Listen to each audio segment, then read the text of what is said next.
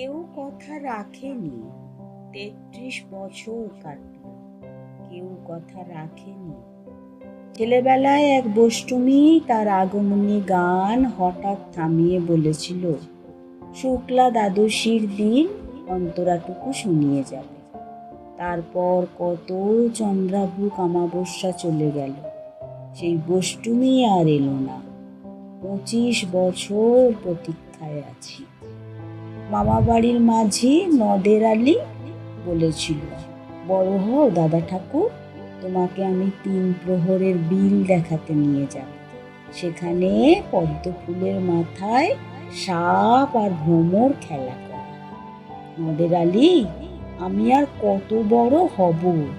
আমার মাথা এ ঘরের ছাদ পুড়ে আকাশ স্পর্শ করলে তারপর তুমি আমাকে ৩ প্রহরের বিল